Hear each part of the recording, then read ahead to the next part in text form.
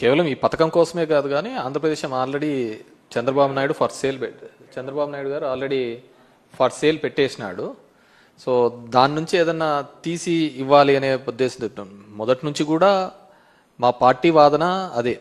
మేము దగ్గర every year ఈ పథకాలు ఈ సంక్షేమ కార్యక్రమాలు అమలు చేయాలి అంటే 70,000 కోట్ల దాకా అవుతుంది. అది ఆంధ్రప్రదేశ్ రెవెన్యూ చూసుకొని ఆదాయాలు చూసుకుంటే ఆ పథకాలు ఇబ్బంది అవుతుందనే ఉద్దేశంతోనే మేము అట్లా నోటికొచ్చినట్టు చెప్పలేదు. చంద్రబాబు నాయుడు గారు నోటికొచ్చినట్టు చెప్పి ఈరోజు ఎప్పుడైతే హామీలు అమలు చేయాలనుకున్నప్పుడు వచ్చేకల్లా రాష్ట్రాన్ని అమ్మేయాలా ఇది అమ్మేయాలా అనేది చెప్తున్నాడు. ఆల్రెడీ ఆంధ్రప్రదేశ్ రాష్ట్రాన్ని చంద్రబాబు నాయుడు తెలుగుదేశం పార్టీ కూటమి ప్రభుత్వం ఫార్ సేల్ పెట్టేసింది. దాంట్లో భాగంగానే మొన్న కూడా చూసినాము 1,90,000 కోట్ల రూపాయలకు సంబంధించి ఏపీఎండిసికి సంబంధించినవి కూడా కేవలం ఒక 9,000 కోట్ల కోసం ఈ మైన్స్ అన్ని కూడా గ్యారంటీగా పెట్టే సందర్భం కూడా చూడడం జరిగింది. సిట్ అనే దర్యాప్తు సంస్థ ఎవరి చేతుల్లో నడుస్తుందో అందరికీ తెలిసినదే. సిట్ రిమాండ్ రిపోర్టు కోర్టుకు సబ్మిట్ చేయదు.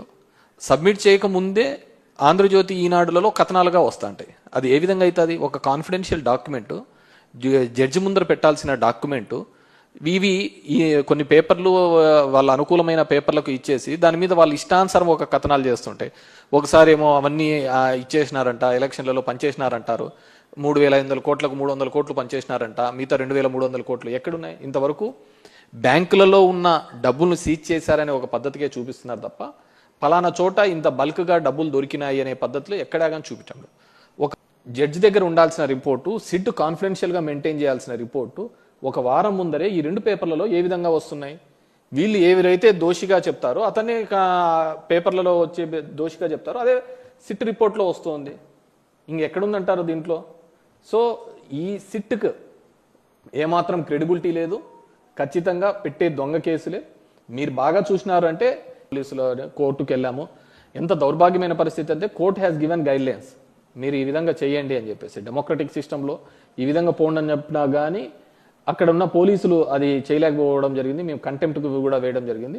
That's before the court. Maybe 23rd 24th ఎప్పుడో అని చెప్పారు. అది వచ్చిన తర్వాత దాని మీద కూడా మేము తీసుకోవడం. మీరెంత అనగదొక్కాలని చూస్తూ ఉంటే, ప్రతిపక్ష పార్టీలను అనగదొక్కాలని చెప్పేసి ఈరోజు కూటమి ప్రభుత్వం చేస్తే దానికి 3 ఇంతలుగా మేము బౌన్స్ బ్యాక్ అవుతున్నాం. ఈరోజు జగన్మోహన్ రెడ్డి గారికి వెళ్తే వచ్చే జనాలే, ఆ క్రౌడే దానికి నిదర్శనం. ఇంతకు 3 ఇంతలుగా రిటర్న్ అవుతాము. ఖచ్చితంగా కూడా వైఎస్ఆర్ కాంగ్రెస్ రాసి పెట్టుకోండి, 2029లో పోయినసారి వచ్చిన మెజార్టీ కంటే అత్యధిక మెజార్టీతో రాబోతున్నామండి. పవన్ కళ్యాణ్ తన మీటింగ్స్లోనే చెప్పాడు, హీఈస్ నాట్ అడ్మినిస్ట్రేటర్, నేను పాలన చేయలేను, పాలనకు పనికిరాను, నేను ఏదన్నా ఉంటే గలాటలు చేయడానికి పోరాడడానికి మాత్రమే పనికొస్తానని చెప్పేసి చెప్పడం జరిగింది. అతన్ని ఒక టూల్గా, ఒక ఆయుధంగా మాత్రమే తెలుగుదేశం పార్టీ వాడుకోవడం జరిగింది. సో అడ్మినిస్ట్రేషన్లో అతనే చెప్పడం జరిగింది తన రోల్ ఏమీ లేదు అని, ఏదన్నా కానీ పోరాటాలు దానికి అని చెప్పేసి. సో తన గొంతును, తనకున్న ఆ సినిమాకున్న క్రేజ్ను మాత్రమే తెలుగుదేశం పార్టీ వాడుకొని ఆ రోజు సక్సెస్ కావడం జరిగింది. ఈరోజు పవర్లో ఉన్నాడు కాబట్టి తెలుగుదేశం పవన్ కళ్యాణ్ యొక్క బలహీనత కూడా వాళ్ళ నమ్ముకున్న ఫ్యాన్స్కి వాళ్ళందరికీ కూడా అర్థమైంది కాబట్టి డెఫినెట్గా he's going to be Jio.